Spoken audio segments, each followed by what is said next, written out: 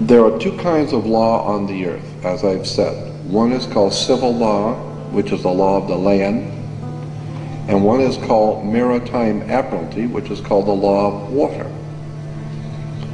The maritime admiralty is banking law, and the law on the maritime admiralty says that you, because you came out of your mother's water, are a maritime admiralty product.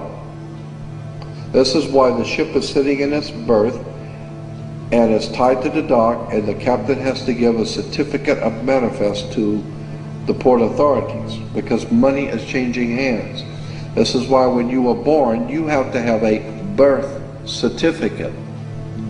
You are a maritime admiralty product, and therefore your birth certificate is signed by your mother, and where your mother signed on the birth certificate, get it, you will see it does not say parent or mother, it says informant. Your mother was informing the bank that she has just produced another product to be bought and sold. England, the British Crown, through international banking, owns your physical body, and that's the law. And if you could get your original birth certificate back, you would find that on the back of the birth certificate are all the banks around the world. All over the world, banks have used your birth certificate because you are a stock in a maritime admiralty banking scheme where you make money for banks. Consequently, the corporation and government and people who want to control you, they create a second you, and that second you that they control, that they created, is all capital letters. Check it out. Anytime you get a bill, get a lawsuit, you get a fine, a ticket, somebody sends you a bill from the Department of Water and Power, check it out on your driver's license, on your Social Security card, on your insurance card, anything, period, anything having to do with business, your name will always be all capital letters, because only all capital letters can be dealt with by banks and government. Anytime you have a name upper or lowercase, that applies to you. I've got no control over you. You sign a contract in which your name is in all capital letters, now I can take it to court.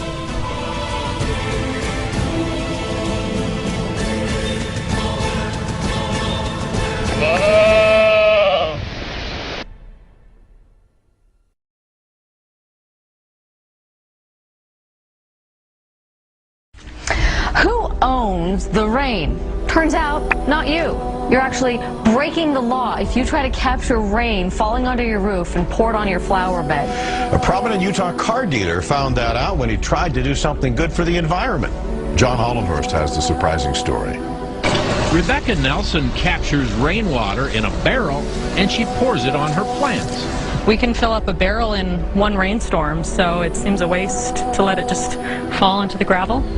Car dealer Mark Miller wanted to do pretty much the same thing on a bigger scale. He collects rainwater on the roof of his new building, stores it in a cistern, and hopes to clean cars with it in a new water-efficient car wash. But without a valid water right, state officials say he can't legally divert rainwater. I was surprised. We thought it was our water. We all know that there's some crazy stuff happening out there, eh? I mean, we've got government agents coming up to us, telling us that we're all equal. They make demands upon us that we know we could never make upon them. Where's the equality? On the screen, there's a little baby. That's Elizabeth Annie Lane. She's a little baby, came into my life about 4.5 years ago. 2 days after the birth of Elizabeth, ministry workers came in, removed her. No investigation, no assessment. Claimed she only had one caregiver. We said, you're wrong. We're a family. We're going to meet you in court. They told us if we tried doing that, they'd see to it. She spent the first 5 years of her life going from foster home to foster home to foster home. Shut me up in court, cost me my baby. Folks, anyone who knows me, shutting me up even for a moment is a bit of a trick. They cost me my baby. I sat down with their Act Black's Law Dictionary on one side, Bouvier's on the other. I had an Old English dictionary. I looked up every single word in there. Took me 3 days and I finally saw it. Have you ever seen these laser pictures? You see nothing until you focus past it, and then a 3D picture pops into your head. Have you seen those? This is exactly what I saw when I did my statute deconstruction. I looked through and I suddenly saw what they were doing. This is their little trick. You are not obliged to register your children. If you do, it is at that point that you're creating a legal entity or a person. You are associating this person with your offspring. You are abandoning ownership or title to that person, and the government is seizing that under the laws of maritime salvage. It becomes their chattel property. They use it as collateral to float loans or to float bonds for loans. When they come to remove a child, they're not acting on the human being at all. They're removing the legal entity you created and abandoned and they now have title to. That's your person. That is what the government acts upon. A human being and a person are not the same thing. We've been led to believe that they are, but they're not. In Black's Law Dictionary, you'll find a definition of a person, and it says, a human being is not a person because he is a human being, but because rights and duties have been ascribed to him. Specifically, the person is that legal subject or substance of which the rights and duties are attributes. But not all human beings are persons, as was the case in Old England when there were slaves. Right now, the officer's going to take a look at my affidavit of truth. I've stated that I'm not driving, I'm traveling. Right there, for my own protection, I'm filming it. I'm wondering what he's going to do. He's reading my affidavit of truth right now. Yeah, so I'll get back to you.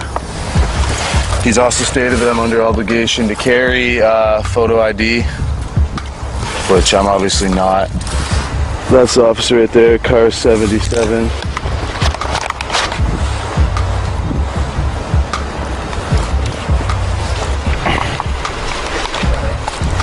So hopefully, yeah.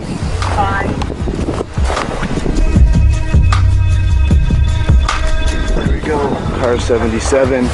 Officer did not state who he was. There's my dad.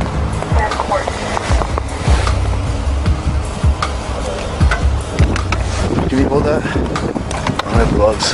Here, you want them? Mine? Yeah.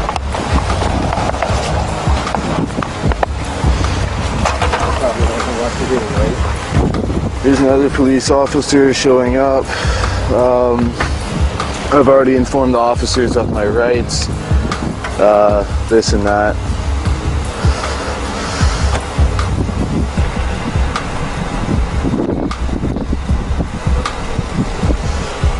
Cold. Officer, I just want to let you know I'm activating my fee schedule. It's the middle of winter. I am cold right now, and you're harassing me right now. So my fee schedule will be activated in 3 minutes. I suggest you contact a superior officer. Read that affidavit of truth. We're reading that right now, sir. We're trying to get... I know, I'm just freezing cold. Okay. I'm freezing cold, so... Okay.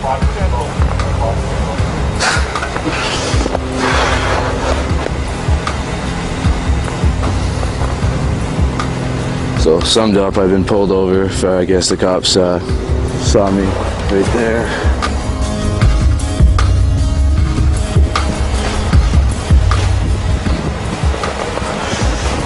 I'm cold.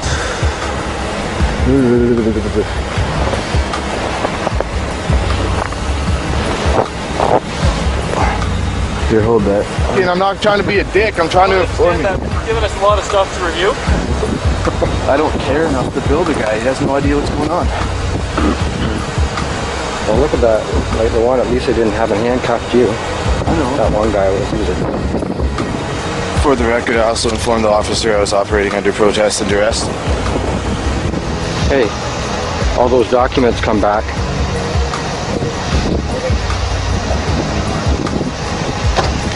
Hey, perfect. Here you go, Joshua. So, you don't have a driver's license, correct? No. And no insurance, correct? Do you have insurance? No.